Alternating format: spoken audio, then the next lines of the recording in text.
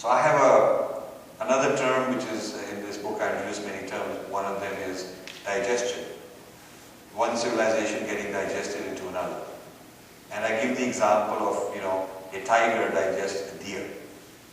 So when the tiger digests a deer, there is no more deer left. There is no more deer left. Because whatever was found useful in the deer is broken down by the enzymes and by the stomach and the digestive tract into smaller and smaller parts until they are so small that there is no more DNA left of the deer. And then the tiger reassembles all of this into tiger DNA and turns into flesh and skin and blood and bones of the tiger. So at the end of the whole process, the tiger is well fed and becomes stronger, and the deer disappears, and whatever could not be made to fit into the tiger's paradigm, the tiger's framework of DNA, is rejected as skin and bones or is treated as waste. So the tiger ends up stronger, and the the good things are digested, or what is considered useful is digested, and what is considered not useful by the tiger is just thrown out. So civilizations have suffered that. The pre-Christian civilization of Europe, which were called pagans, kind of a derogatory term, they were digested into Christianity. That's how the Christmas tree comes, that's how the mother and son iconography comes, that's how Easter comes. Lots of rituals and symbols and ideas come from the pagans. But the pagans disappear. The pagans themselves disappear, but certain items are appropriated. Similarly, Native Americans, a whole lot of civilization is appropriated from the Native Americans, not just their land and their gold and their silver, but they had made some agricultural discoveries. I mean, potatoes, tomatoes, these kind of things came from the Americas, and they were brought into Europe and Asia. And a whole lot of other things came from the Native Americans. But the Native Americans themselves were genocided and put in museums. So they live in museums. They're not a living, thriving culture. And also, you go around and look in Africa, a lot of things came out of Africa, but the Africans themselves were marginalized. And today, Tibetan civilization is being digested into China. In another generation, Tibetan civilization will be living in museums, and the Chinese will be having tourism to go and show different monasteries and different things about Tibet, and Tibetans will be hired to enact and do a play for entertainment purposes. So they'll become like a Nautanki or a circus or something, and they'll be tourist attraction, but not a living civilization anymore. So civilizations have been digested in the past and continue to be digested in the past. So one of my overriding concerns is Indian civilization being digested today? Yoga is being digested into Christian yoga, Jewish yoga, and quite rapidly.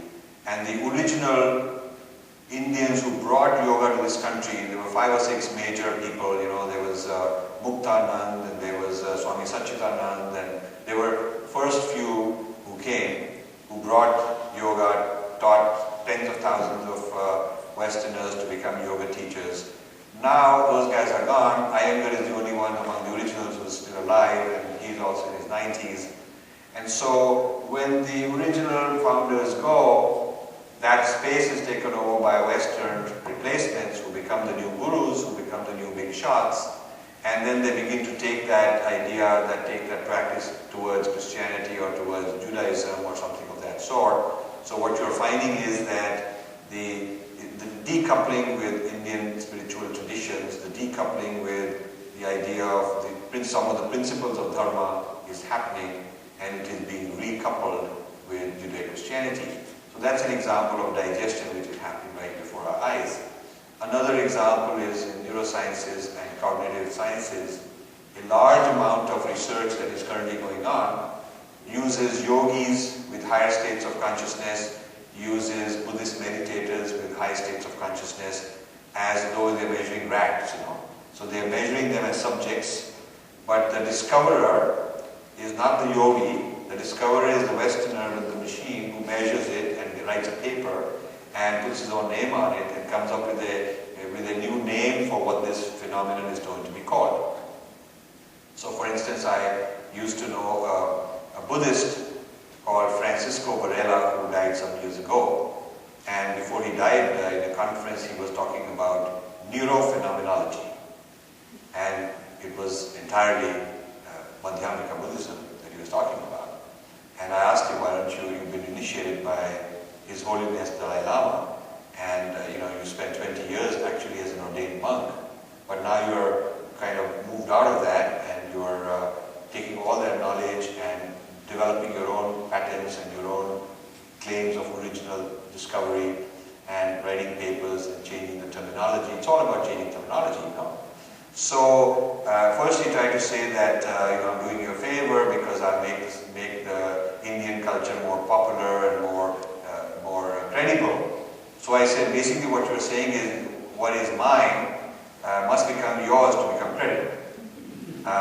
It's like I'm nobody, so you come to my house, take all my art, take all my things and call it yours and display it, just so I should be very proud because you made it more credible. So that doesn't make any sense. And then I argued that, and then he said that the modern adaptation is the one that should be given credit, and we don't really need those old sources. So my response was that you don't use the same argument when you borrow from Plato and Socrates and Aristotle. You teach those with great pride. In all the American universities, you teach the Greek classics with great pride. You do not replace it with modern American thinkers and forget the Greek people. And that's because it's part of the West. Greek thought is part of the West. So you take great pride in showing that these ideas are actually from ancient origins, because those ancient origins are part of your origins, and part of your founding fathers, part of your sense of history. Why don't you do the same when you take an idea from Shankara or Abhinav Gupta or Patanjali or Panini or many such people I can name you. When you mine them for ideas, you want to reformulate them and forget them. You are trying to erase those sources and claim new pioneers and new discoverers.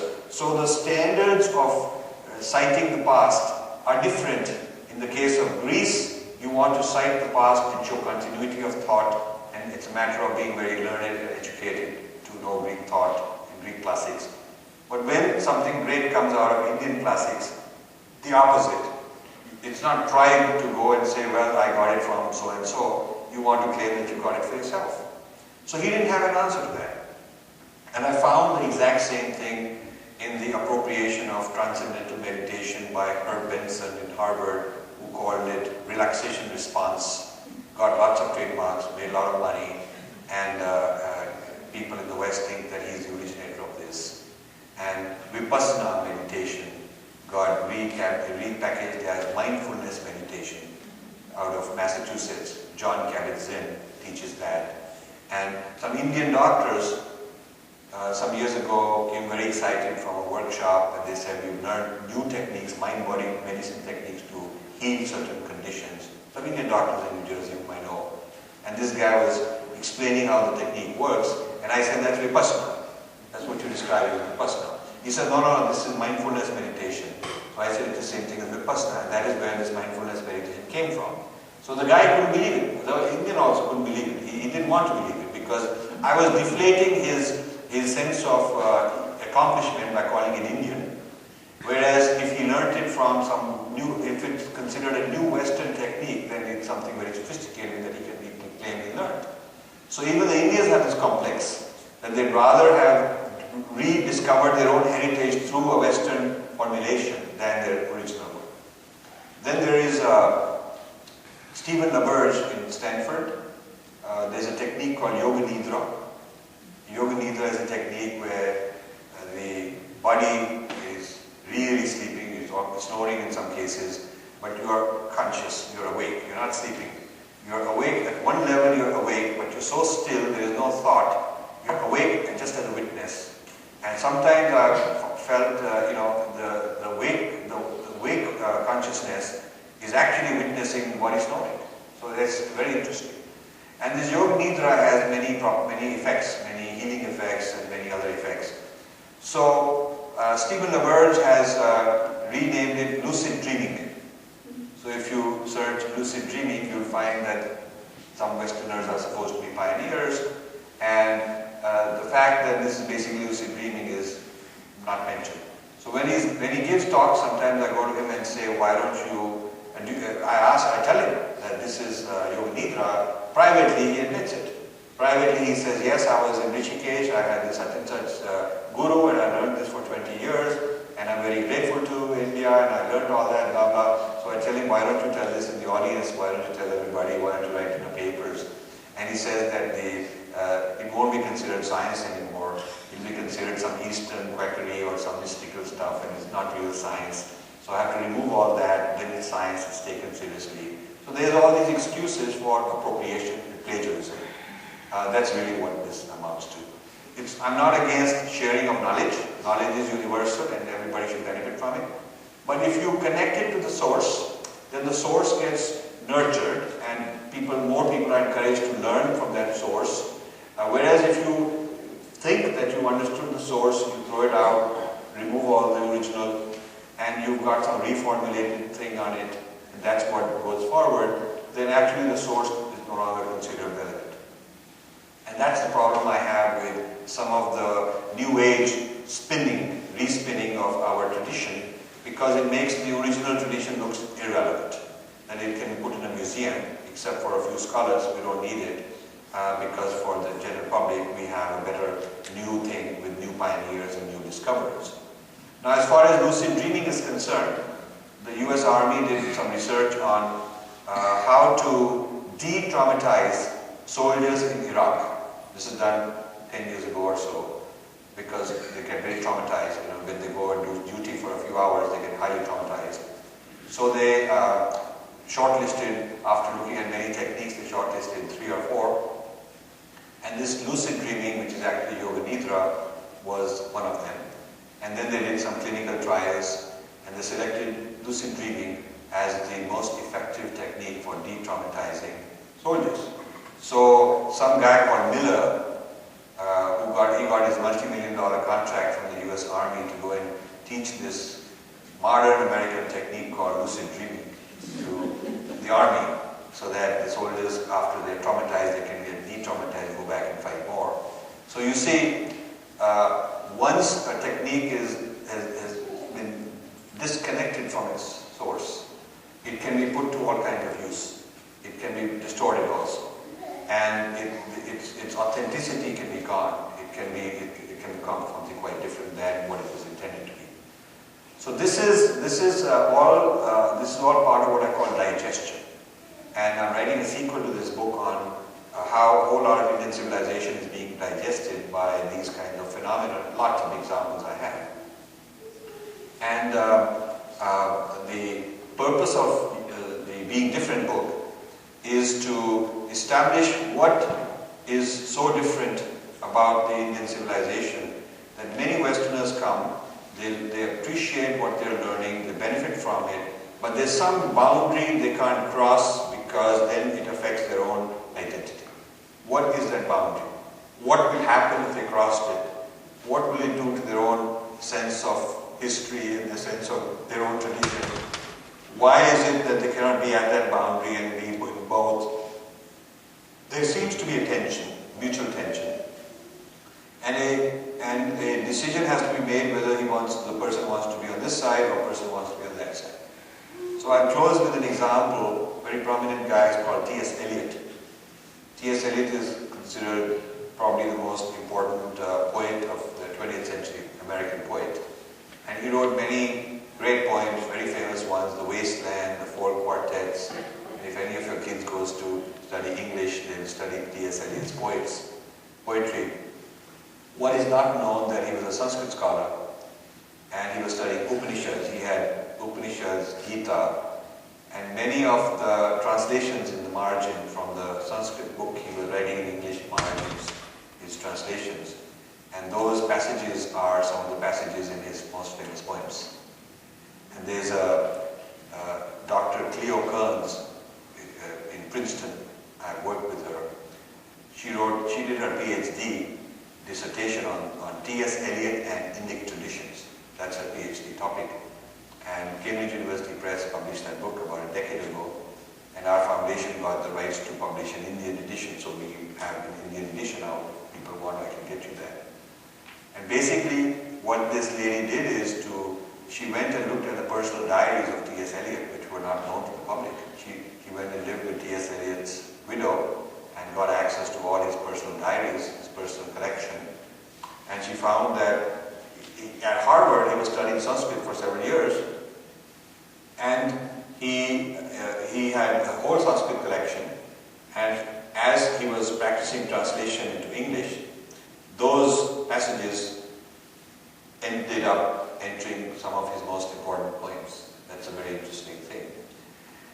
Now, at some point he writes in his diaries that the profoundness of the Sanskrit classics, what he calls Sanskrit classics, the great Sanskrit thinkers, great Sanskrit texts and philosophers, that profoundness is so great that all the American great Western thinkers look like schoolboys.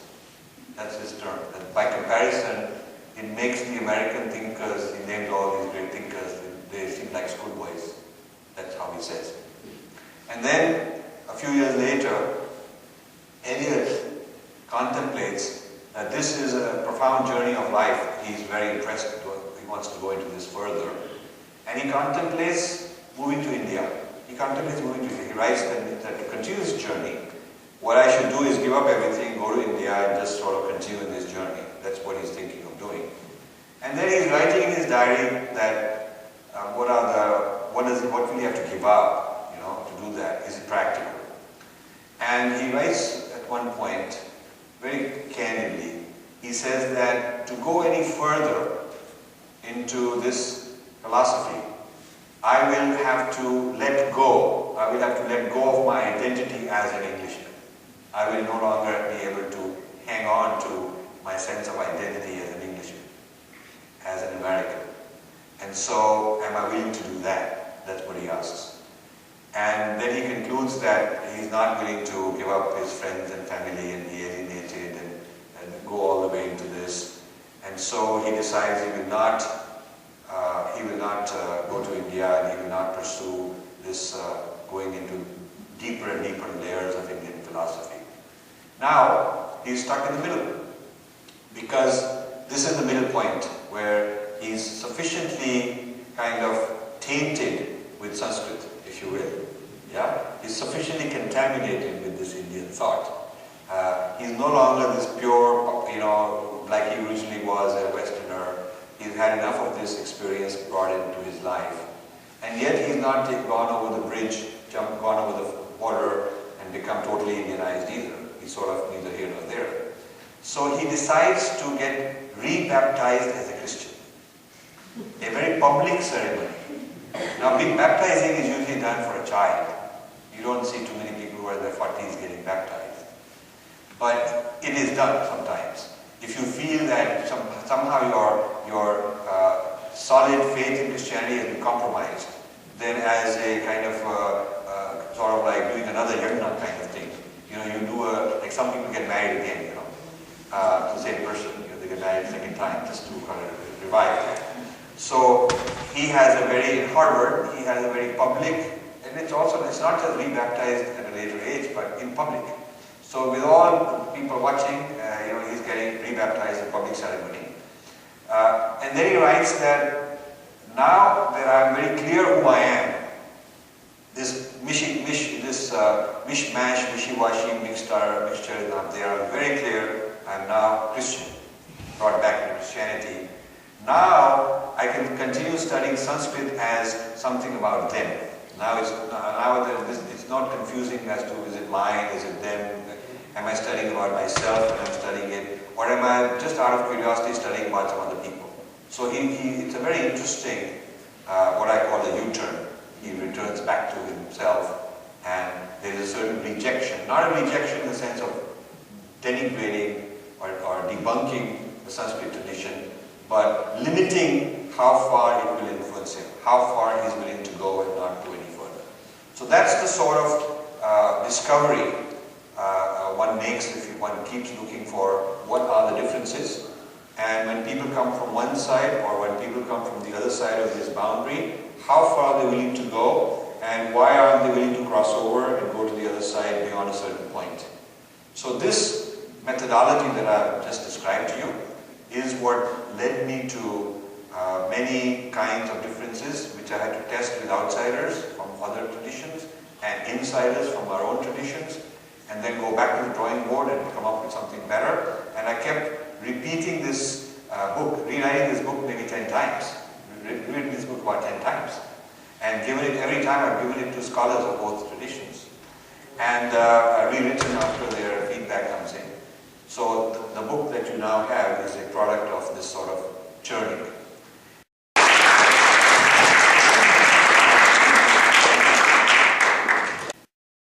Really enjoyed your talk. You used the word digestion in your talk significantly to talk about, and the examples that you gave about the deer and the tiger, or even about the yoga being taken here and kind of changed into a different form. Isn't digestion really evolution, Darwinian evolution? And what is, as an Indian, what is wrong in the fact that I should be proud that yoga is being practiced here in the West?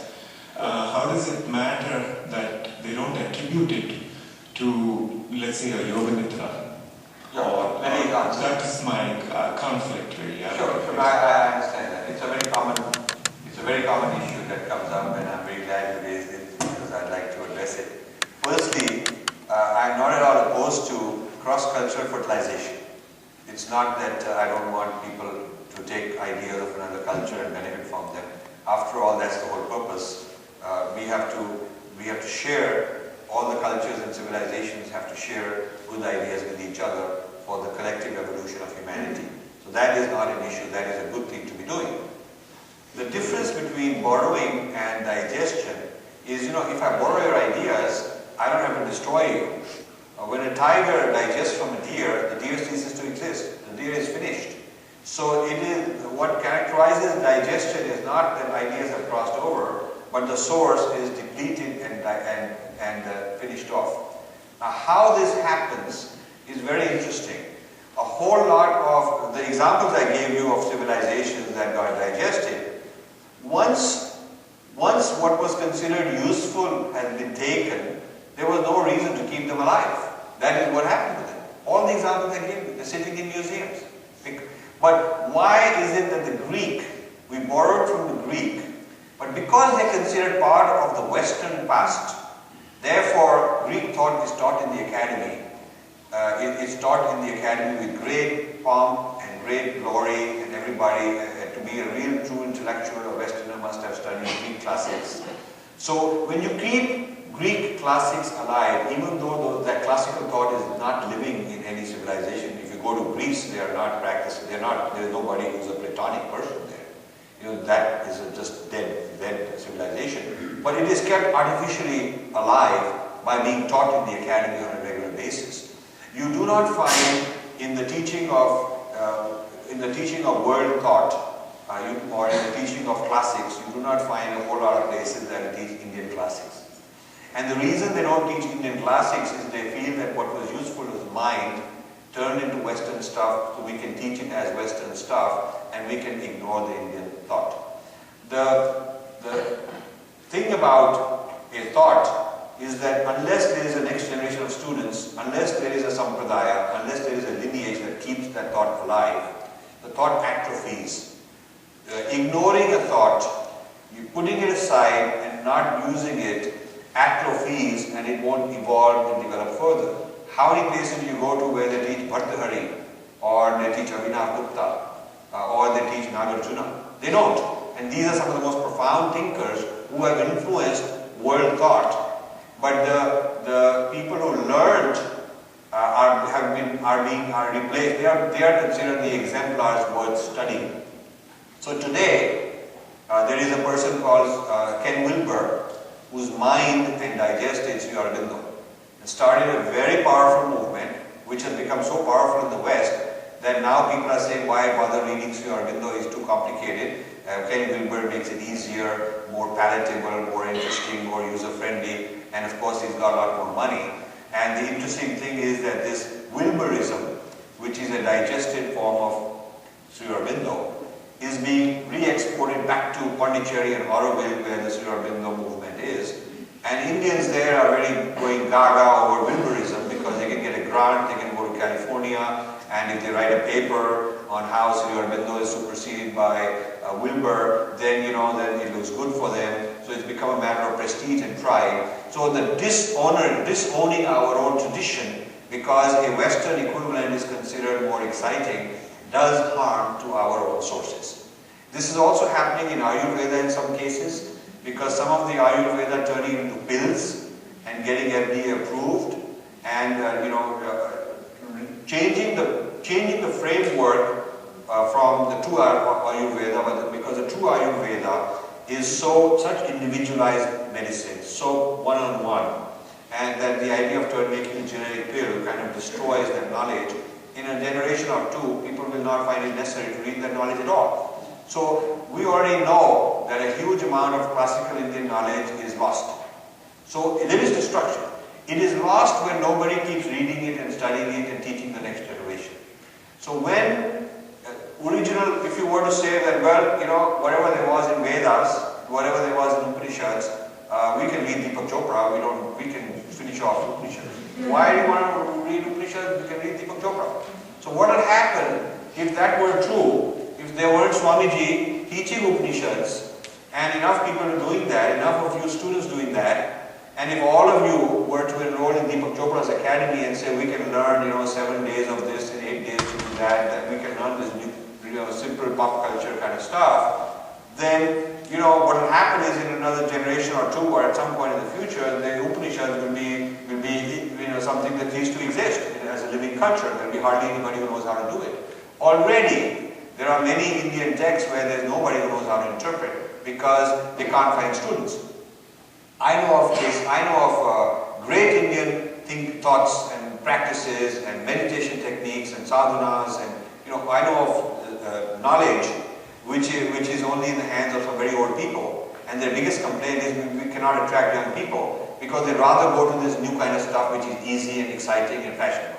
So what has happened is not, the problem is not the others borrowing the knowledge. The problem is the atrophy and the death of the traditional dhara, the stream. So now somebody called, I've forgotten his name, Andrew Cohen, who's a big name in India teaching Vedanta, running around teaching Vedanta. Yeah? So all the Delhi middle class and upper strata, they love to go to this Andrew Cohen, and it's like his own idea, his own thing. So this, it is not that somebody else has borrowed, which is great, but the bypassing, ignoring, hiding, erasing the source harms that source. So that is my concern. So when we say we should be very proud, I differentiate. There's a guy who wrote this book, American Veda, and he's going around praising how the Americans have digested a lot of Indian stuff. And I'm having a big argument with him because I've actually explained to him this whole phenomenon and helped him with many of his sources, which is what he's using to write his book. But the final point I made, he excluded it from his book. The final point I made is that after they learned all this and they Americanized it, then they went the next step to erase the Indian sources, like somebody who comes and, an arsonist. Arsonist is somebody who first robs the establishment and then he burns it down so there's no evidence left.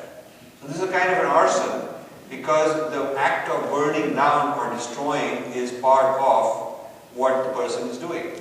I would love to see Indian thought taught in the West on par with Greek thought. I would love to see Sanskrit given the same status as Greek and Latin classical languages, and the 20, 30 great Indian thinkers of classical era being given the same status as Aristotle and Plato and Socrates and all their great thinkers.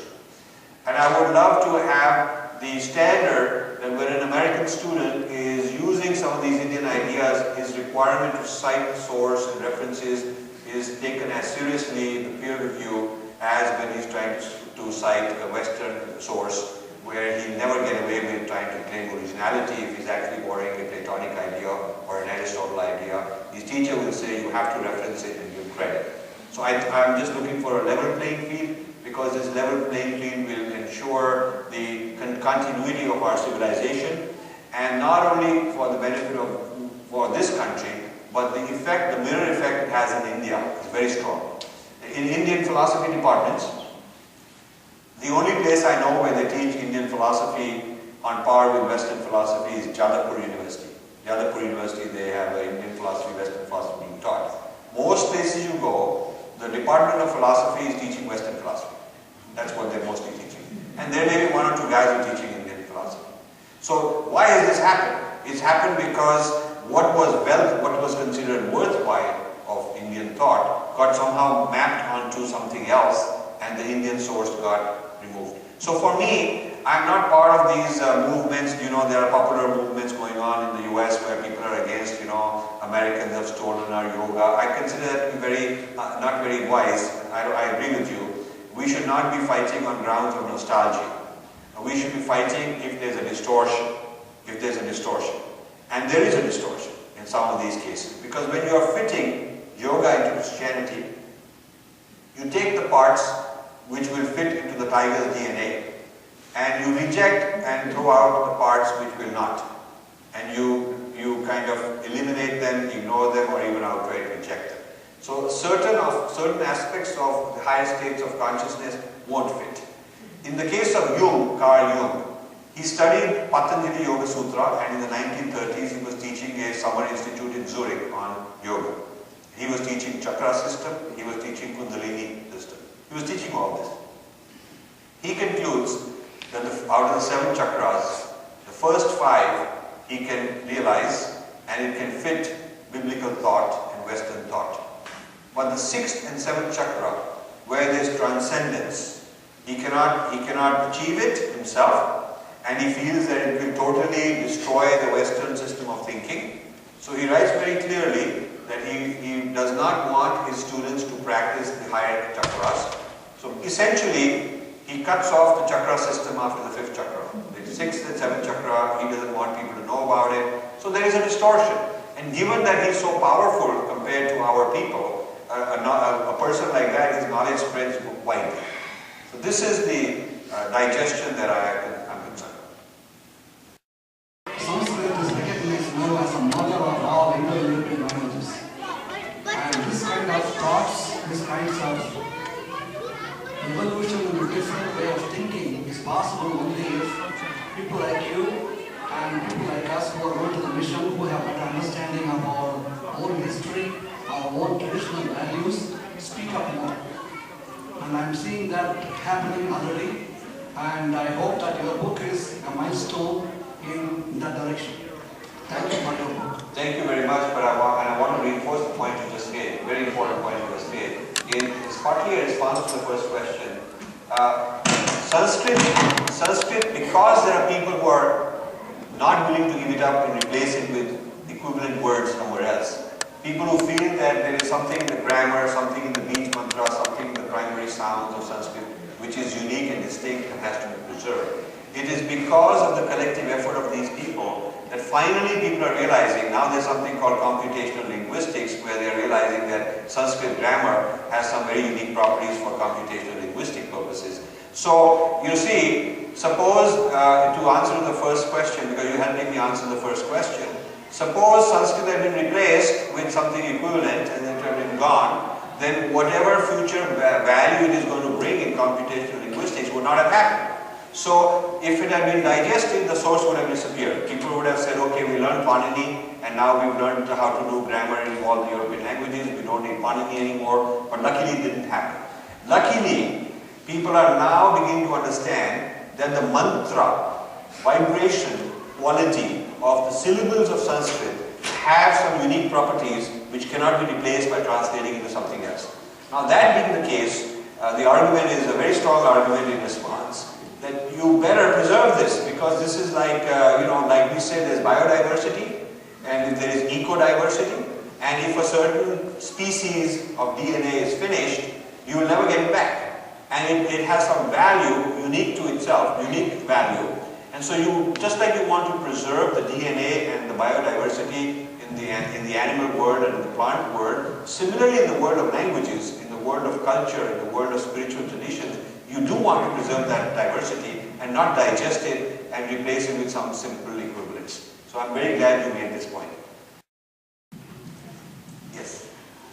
Like the first questioner said, I did enjoy the way it had been described. We generally believe the Eastern is more intuitional and the Western is the logical part side of it, more scientific advancements, so many things we've seen.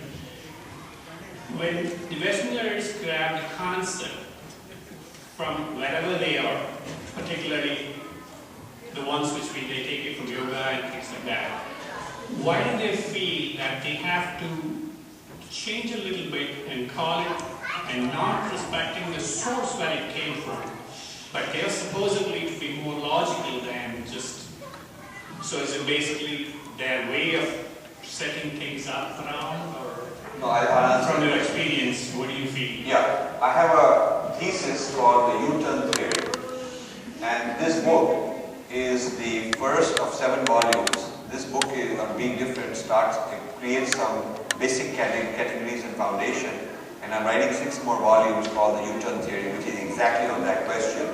It is on the journey of the Westerner who goes and studies these things, and why does he need to U-turn? I gave you the answer in the case of T.S. Eliot, because he would no longer be an Englishman if he went further. He had to keep that identity with his friends and family, that cohesiveness together. So he could go up to a point, and when further journey would disconnect him and contradict his sense of Judeo-Christianity, he didn't want to go any further. So that in his case, that was the reason. Now, in my studies on U-turn theory, I found many, many reasons why the Westerners would appropriate, recontextualize it, call it their own, rather than continue going further. It's not lack of logic and rationality on Indians' part. We have Nyaya, we have Tarka, we have mathematics, we have astronomy. We built great cities like Mohenjo-daro and Harappa built on high precision. We had weights and measures. We had metallurgy with nanotechnology. So I don't agree with the view which is commonly held that Indians were great mystics and otherworldly and escapists and didn't know much about practical matters which the West knew. Because until, say, the 1500s, the West was behind in industry, in technology of metallurgy, steel, in textiles. So traditionally, we've had great thinkers and very practical people in the material world also, and in the world of logic and rationality also. So the reason is different why Westerners want to think of this as their own. Several reasons. First, the Western Academy places a high emphasis on publish or perish. And to publish, it has to be called original work. You cannot say that I've basically taken Maharishi's technique and measured a few people and I'm going to crank out a lot of PhDs and call them, get some patents from National Institute of Mental Health. You have to give it your own name. You have to disconnect it and disown that you learned anything from Maharishi. I'm just giving you that as one example. So to claim originality is very much part of the system and the ego here. Like, people who do art put their name on it, whereas in India traditionally they didn't put their name on it. So it is more about ownership, the idea of private property, the idea of advancement of science and technology with the use of, being able to take credit for originality. Part of it is like that. Part of it is that the buyers, the client base, the people who buy your books, so many authors have told me that I've done this U-turn in which I've removed my early influences from Hinduism and Buddhism because my book agent told me that if you get rid of all that stuff, you'll sell more books. You'll sell more books. It's not just the Science Academy that will give me better grants. It's also that I will sell more books because the average population want to see that these are Western American ideas, whereas if they came out of another culture, it punctures the ego, the sense of superiority that the average person here has. So whereas if it came from Greece, because Greece is part of our own past heritage in the West, it's not a threat. If it came from somewhere else, it's a threat. So the idea that something is made in France, because France is part of who we are as Westerners, is glorified. You know, perfumes and things like that. But the fact that, but if you were to say that this came out of, the exact same thing came out of, you know, another civilization with a lower brand value, it lowers the value of that thing.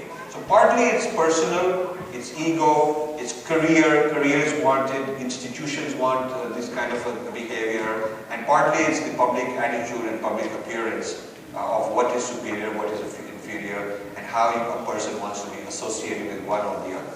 That's my finding of this. So I want to open up to some questions from especially the young kids. And do you feel comfortable talking about your faith? How do others feel when you talk about your faith? Are there issues you face that are, you know, you're not sure of, you want to understand better?